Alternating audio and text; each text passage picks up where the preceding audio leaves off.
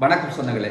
அப்ப இன்றைய நிகழ்வுல உங்களுக்கு தெரியும், இந்த அரசாங்கம் குறிப்பாக அனுரகுமார திசாநாயக்க தலைமையிலான தேசிய மக்கள் சக்தி அரசாங்கம் தமிழ் மக்களுக்கு எப்படியான நன்மையை செய்திருக்கிறது அல்லது தமிழ் மக்களை ஓரம் கட்டி இருக்கிறதா என்கின்ற மிக பெரும் சந்தேகம் வடக்கு கிழக்கு வாழ் மக்கள் மத்தியிலே, வடக்கு கிழக்கு வாழ் தமிழ் மக்கள் மத்தியிலே இந்த சந்தேகம் எழுந்திருக்கிறது.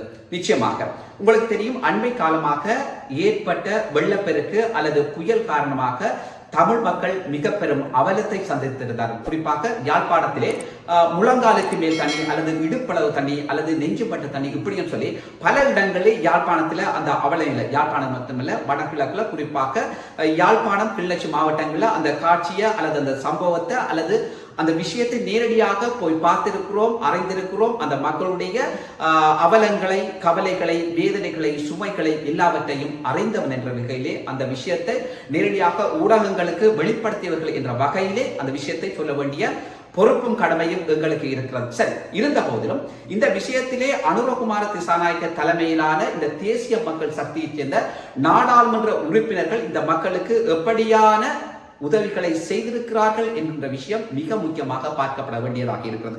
இருந்தாலும் கூடவே உங்களுக்கு தெரியும், யாழ் மாவட்ட நாடாளுமன்ற உறுப்பினராக இருக்கக்கூடிய அதாவது அனுரகுமார திசாநாயக்க அவர்களுடைய தலைமையிலான அல்லது அவருடைய கட்சியைச் சேர்ந்த தேர்தல் காலங்களே அந்த கட்சிக்கு மிக எழுச்சிகரமாக சில வாக்குறுதிகளை வழங்கி அந்த கட்சிக்காக ஆதரவு தெரிவித்த ரஜீவன் அவர்கள் இந்த மக்களுக்கு எதனை சாதித்தார் என்கின்ற ஒரு கேள்வி நிச்சயமாக எழுந்திருக்கு. அதற்காக அவரை பழி வாங்க வேண்டும் என்றோ அல்லது அவரை ஓரம் கட்ட வேண்டும் என்றோ குற்றம் சுமத்த வேண்டும் என்றோ அதற்கான பதிவல்ல.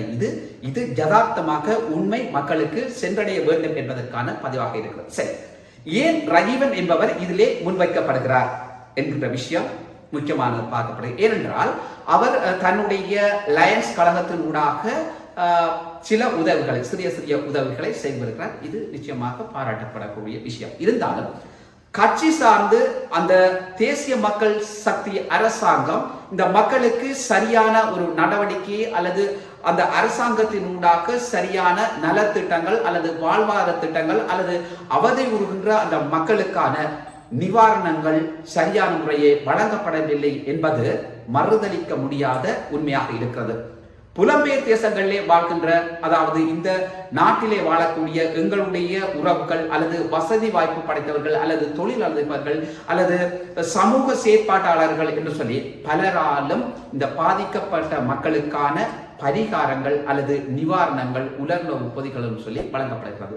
இந்த வகையிலே அர்ச்சுனா அவர்கள், ரஜீவன் அவர்கள், இன்னும் பல நாடாளுமன்ற உறுப்பினர்கள் வெள்ளம் முடிந்த பின்னர் அல்லது குறிப்பிட்ட ஒரு சில பகுதிகளுக்கு போய் பார்வையிடுகிறார்களே தவிர